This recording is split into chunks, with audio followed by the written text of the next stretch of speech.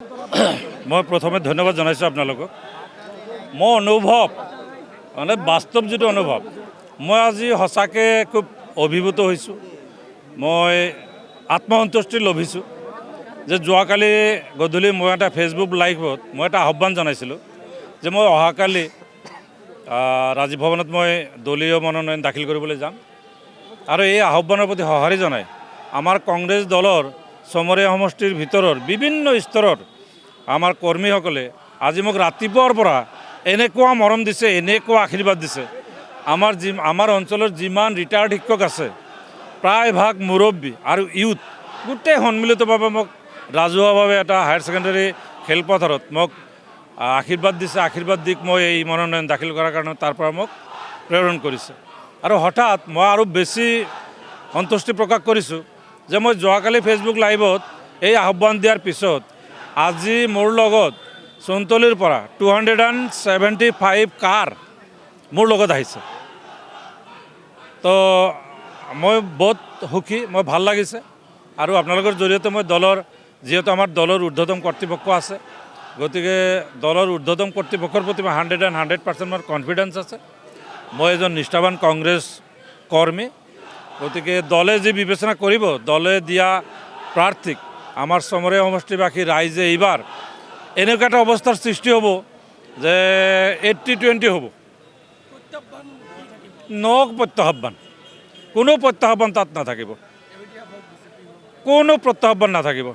যদি দলে কেণ্ডিডেট দিলে ইনশাল্লাহ তাত এনেকুৱা এটা নিৰ্বাচন হ'ব যে তাত কোনো প্ৰত্যাহ্বান নহ'ব। শুনক, এইটোতো ডক্টৰ হিমন্ত বিশ্ব শৰ্মাৰ ব্যক্তিগত কথা।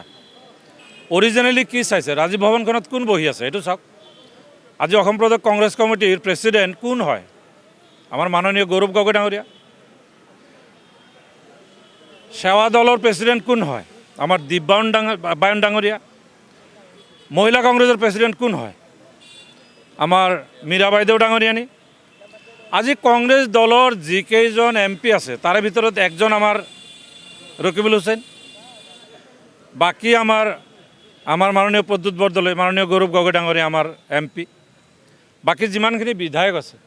এতিয়া মুখ্যমন্ত্ৰীয়ে যেনেকৈ ডিলিমিটেশ্যন কৰিছে, ডিলিমিটেশ্যনটো কৰি পেলাই সমষ্টিৰ যিটো জনগাঁথনি, এনেকুৱা ভয়াৱহ এটা জনগাঁথনিত সমষ্টি বনাইছে যে এটা সমষ্টিত 91-92% মুছলমান বনাই দিছে, কোনোবা এটা সমষ্টিত 95% হিন্দু বনাই দিছে। এই যে মুছলমান আৰু হিন্দুৰ যিটো বিভাজন, এইটো মুখ্যমন্ত্ৰী আনিছে, এইটোতো অসমৰ কোনো ৰাইজে অনা নাই, অসমৰ কোনো আপোনালোকৰ বুদ্ধিজীৱী অনা নাই, কোনো সাহিত্যিক অনা নাই, কোনো সাংবাদিক অনা নাই, অসমৰ কোনো ৰাইজে অনা নাই। এই গোটেই কামখিনি আমাৰ মাননীয় মুখ্যমন্ত্ৰীয়ে কৰিছে। গতিকে মুখ্যমন্ত্ৰীয়ে তেনেকুৱা মনে কৰা কথা ক'ব পাৰে, একো ডাঙৰ কথা নহয়। কিন্তু অৰিজিনেলি কংগ্ৰেছৰ এটা সংবিধান আছে, এটা ছেকুলাৰ দল। গতিকে এই দলটোৰ প্ৰতি হিন্দু, মুছলিম, বৌদ্ধ, জৈন, খ্ৰীষ্টান সকলো জাতি জনগোষ্ঠীৰ মানুহৰ এটা প্ৰেম আছে, ভালপোৱা আছে।